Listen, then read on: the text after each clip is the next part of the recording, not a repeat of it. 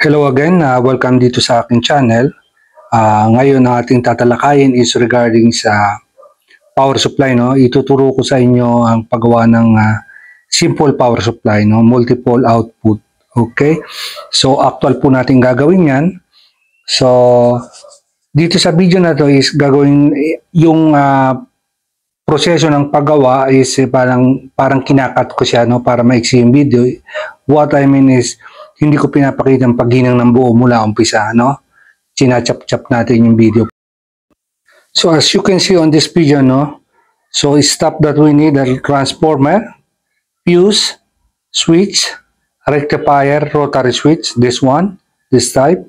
So we're gonna need 3 pole for position. Okay? Then ayan yung rectifier, no? So ito yung maliit lang siya. Okay? Then filter capacitor, electrolytic capacitor, 2200 microfarad, 25 volts. So I have a reason why I'm using that value. Then 2.2 kilo ohms. So sorry, hindi ganong maliwanag, no? But makikita nyo yan maya-maya. 2.2 kilo ohms, 2 watts or 3 watts para sa ating load do sa output, no? Kasi unregulated power supply itong gagawin natin. So it means kapag ka nasa 12 volts kayo, hindi eksaktong 12 volts ang marireading nyo. Okay, may sobra siya. Okay? So ang tawag doon, pagka may load na, nagbo-voltage drop na siya. Okay? Lalo na pag niloadan nyo na ng actual load. Okay? At meron pang component na hindi ko muna sasabihin ngayon kung ano yun. Kasi may purpose din tayo, no? Stay tuned lang. Okay? Let's begin. So, ito yung transformer natin na gagamitin, no? Yung secondary out niya is multi-output, no? Ito yung primary, 0 to 20 volts. Okay? So, kailangan natin doon switch. So, lahat ng ginagamit ko nga pala rito is galing to sa mga ano natin, no? Mga scrap natin, kaya medyo mga antigo na siya, no? So, hindi na natin kailangan bumili, no?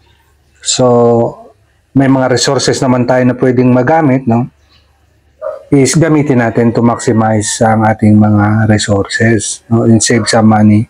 Okay? So, katulad nito, ginamit ko to sa previous video ko, no, about rotary switch. So, I'm reusing it again. Okay? So, ayan, 3 pole, 12 position siya. Okay? Ito yung ating rectifier na gagamitin. Maliit lang yan. Okay? Then, yung ating electrolytic capacitor, yung filter natin, no? Okay. At yung ating load na resistor, load resistor tawag natin dyan. 2.2 kilo ohms sa 3 watts.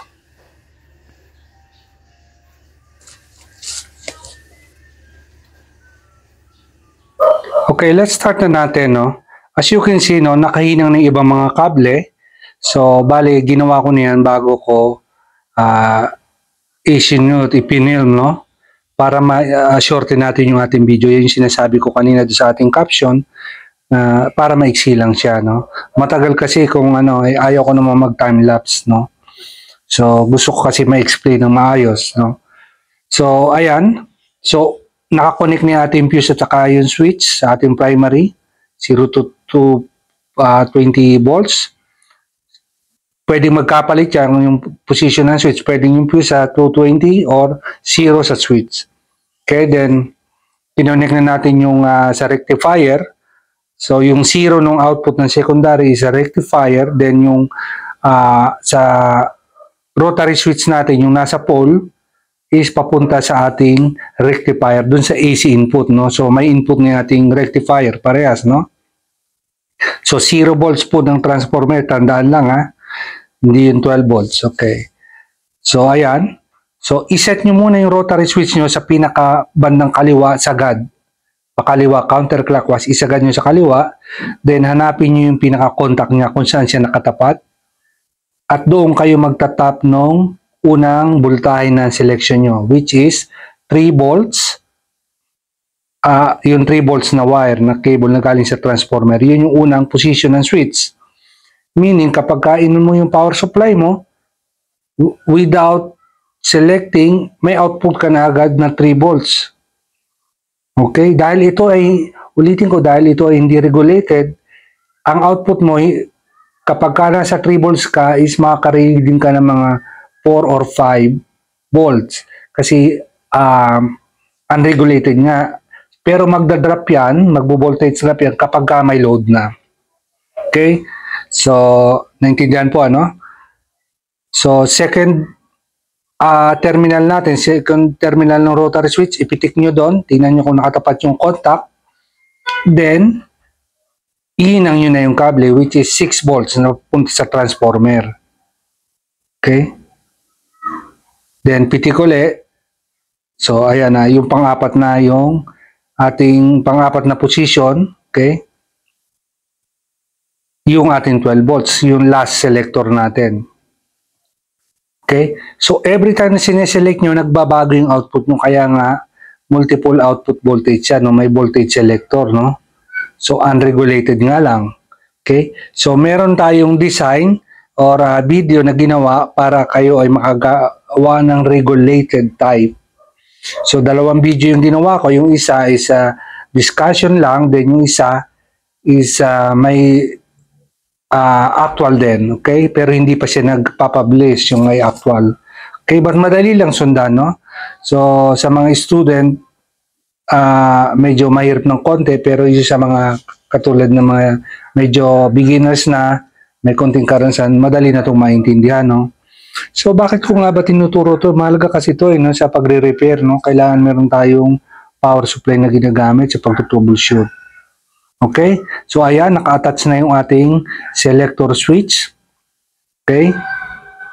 Then, yung ating zero ng transformer, naka-attach na rin sa ating rectifier. Then, yung pole ng ating selector switch is naka-attach sa isang AC input ng rectifier. So, meaning, yung circuit na yan, kapag ka naka-close na, when we say close, naka-switch on na, yung ganyang state ng ating pagka-wiring is may output na ang rectifier. Pero, pulsating pa lang siya, no? Okay? Pulsating DC. So, kailangan natin ng filter. Ano ba yung filter na yon? Yun yung filter capacitor. Okay? So, sa ganitong type ng rectifier, is madali nating malalaman kung nasaan yung positive, no? Yung positive yung may gatla dun sa yung may cut sa bandang kaliwa, no? Then may nakasulat naman positive. So, ilalagay nyo lang yung positive ng transistor, ha? But be careful, no? Do not make mistake. So, kasi ang mangyayari dyan, kapag nga nabaliktad mo, yung negative ng capacitor, kinunik mo sa positive, sasabog yan, okay? Sabog. Magkakaroon ng amoy dyan sa inyong shop or sa inyong bahay. So, ang capacitor kasi hindi siya pwedeng, yung polarized capacitor hindi siya pwedeng ma-reverse, okay? Unlike mga non-polar type. Okay? So, after natin makabit yung capacitor, medyo nahirapan lang ako. Ang hirap kasi talaga pagka solo ka lang eh. Wala kang help o helper o walang nagpipilm or walang nagbibideo. Ganyan mangyayari, no? But ginagawa ko naman yung best ko para mapakita ko at ma-share ko sa inyo ito kung paano gawin. So, pagpasensyahan nyo na lang po ang inyong lingkod kasi medyo, yun nga, nag-isa lang tayo. Okay? So, kapag naka-touch na yan, pwede nyo nang i-attach yung resistor, no? Saka mo na i-attach yung negative ng capacitor doon sa negative ng rectifier. So, etong pinapakita ko is direct connection. Nakikita nyo, component, wala tayong ginamit na circuit board. Okay? Kasi matagal pa yon, mag-i-etch pa tayo, magtutunaw pa tayo, mag-design pa tayo ng printed circuit board. Although pwede naman natin gawin sa breadboard, eh baka malito kayo. So, gusto ko lang mapakita ng direkta. Okay? So, kaya nakikita nyo na direct ako nag-a-attach ng component dun sa rectifier. Okay? So, yun yung isang way kasi para mapakita sa inyo ng mabilis, no? Kasi kung may printed circuit board pa, liliko-liko pa yung wire na yon, titingnan mo sa ibabaw, titingnan mo sa likod, is komplikado and baka mahirapan natin intindihin at makita yung ating ginagawa, no? Ayan, no? Nakikita nyo, medyo tumatalon-talon pa yung mga component. Hirap talaga pag mag-isa lang. Okay? At habang ako'y nag-i-struggle sa paghinang nitong electrolytic capacitor, no, is gusto ko lang sabihin na kahalagahan ng ng power supply na ito is yun nga sa ating pagre-repair, no. So in case na may circuit board tayo na kailangan ng certain voltage, is meron na tayong may bibigay, no.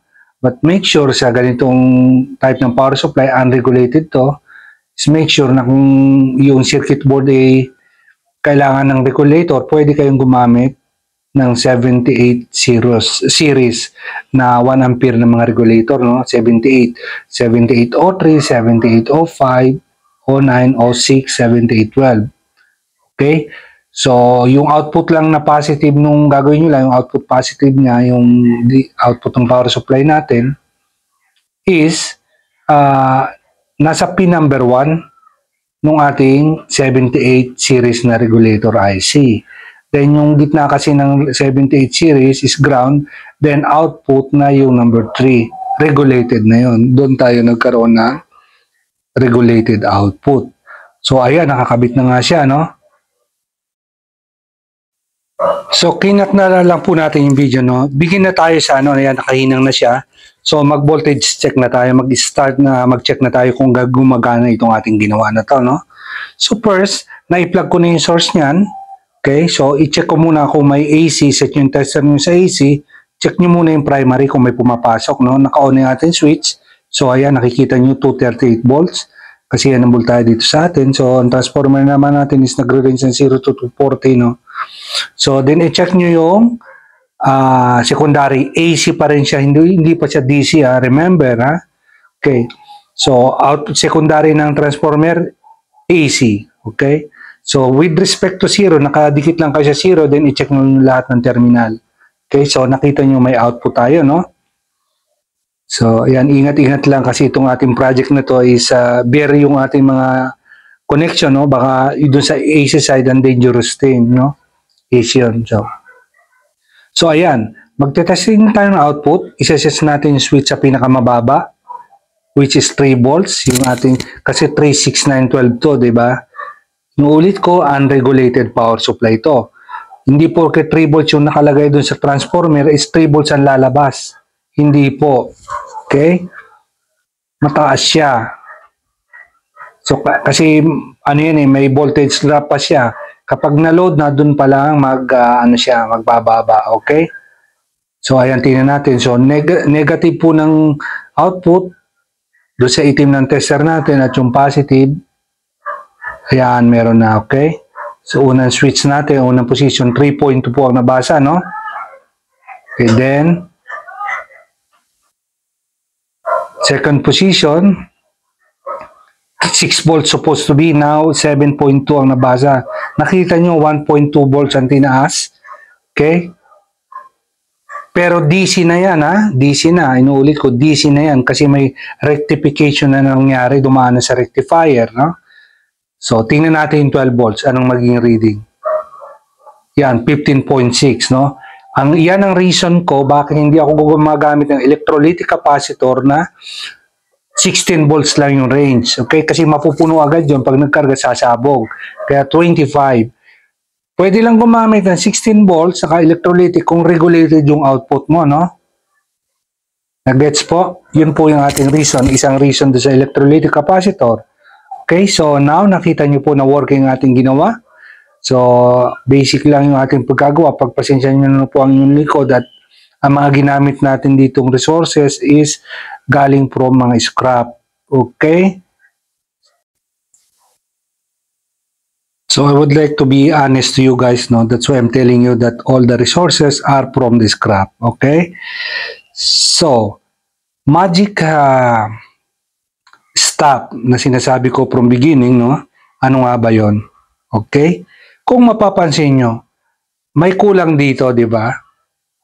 Okay. So kapag ka nagsuswitch on tayo ng isang bagay, anong una-una natin chinecheck?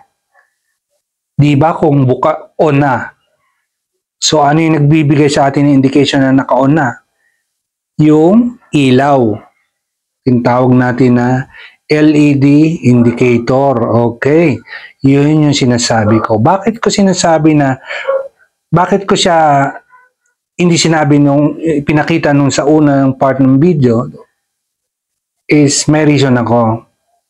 Kasi itong ating power supply is multiple output, no? Okay, multiple output. Okay. Ang gusto kong gawin sana dito sa indicator output is na LED is ilalagay natin sa ating rotary switch. So it means ilang voltahe meron tayo na sineselect 3, 6, 9, 12. So it means 4 LED na lalagay tayo ng LED per voltage, per output. Okay? Makikita nyo yan. Pwedeng kayong gumamit ng different color, no? Mas maganda yon. Okay? Pero ipapakita ko rito sa inyo, isa lang LED. Okay? Sa output ko lang siya itatap. Okay? Pwede yon. Pero makikita nyo yung difference niya na kapag ka nagsuswitch kayo ng voltahe is lumalamlam siya. Humihina, lumalakas. Okay? Right. Bakit hindi mo nilagyan, kung may nagtatanong, bakit hindi mo nilagyan ng indicator pagka-on? Na hindi ka kukuha sa output or any sa secondary, no? Pwede nyong gawin yan. Doon sa primary section, after nung switch, maglalagay ka ng pilot bulb o pilot lamp. Okay? Pag on mo, nakailaw na siya, ibig sabihin, may pumapasok ka ng power sa transformer mo, but yung ating output is depende na sa rotary switch. Okay? So, yun ang kaibahan nun, no? So, pilot lamp, pagka ang ating indicator is pag switch on mo, may power agad, pilot lamp yung ginagamit doon. Pero kung gusto mo naman is indicator para sa output natin, is yun yung mga LED natin. So, ibang usapan na yun. Okay? So, ano ba ang mga kailangan natin, no? Isang LED diode lang, okay? Any color will fine, sorry. So, kailangan natin ng resistor, no? Limiting resistor, no? Otherwise, mababasted ang ating LED diode kapag ka na-switch nyo yung rotary switch na karoon ng voltahe pumasok dyan. Mapupundi agad dyan. Kailangan natin ng limiting resistor, no? 1K. 1K or up to 2K, pwede na yan. Okay? Pero dahil ito ay rotary, no? Kung gusto niyo is pare-parehas ng level ng liwanag yung ating mga lamp, is babaguhin niyo yung value ng resistor, no? Let's say sa 3 volts, gumamit ka ng green. Kaya iba-iba ang mga requirements ng mga voltahe ng ano niyan, LED. So, sa green, lagay ka lang ng 120 ohms. Then, let's say orange, 330 ohms. Then, the third voltage mo is ano pa bang kulay? Sabihin natin blue, okay? Blue na LED. So gamit ka ng mga 470, then yung red mo, yung pinaka-common na ginagamit natin sa mga indicator is yung red, 1K ang gamitin mo, okay? So para hindi malaki yung diferensya pag nag-switch kayo ng mga nagsiselect kayo ng voltahe, no, para stable siya, hindi siya, okay, yun yung purpose niyan. So ayan nakakabit na yung ating LED diode, no. So remember lang, kapag kinoconnect mo yan is forward, hindi pwedeng reverse. So meaning yung anode dapat sa positive, yung cathode sa negative, dahil kahit yan ay may resistor na nagkabaliktad, pundido yan. Okay, subukan natin yung sinasabi ko, no, na nagbabari yung liwanag niya every time magsuswitch kayo ng voltahe, ha? Kasi nag-iiba yung pasok ng voltahe sa kanya, okay? So bumababa, tumataas. So yan, i-dim natin ng konti yung camera. Ayan, nakikita niya nagda-dark, minsan nagba-bright. So yan yung sinasabi ko, no? Pero kung gagamit kayo ng sa unregulated din. So gagamitin yung kabilang side ng yung isang pole at saka apat na position ng rotary switch. Pwede ko yung maglagay ng apat na diode, no? So doon sa ating isang video is pwede nyo panoorin kung paano gawin. So ilalagay ko dyan yung ating yung picture ng ating video, then hanapin nyo lang dito sa ating channel, no? So maraming salamat sa pagtutok dito sa ating munting talakayan, no? Naway nagkaroon kayo ng konting idea kung paano gumawa ng isang power supply, no? Basic conventional power supply or yung linear power supply. So meron kasing tinatawag na SMPS, no? Switch mode power supply. Medyo complicated na yon, but magkakaroon lang tayo ng konting discussion about it kung paano nag-work ang ating SMPS power supply, no? Hanggang sa muli maraming salamat sa inyo, and pagpalain kayo ng may kapal, and God bless to all of you. Thank you very much.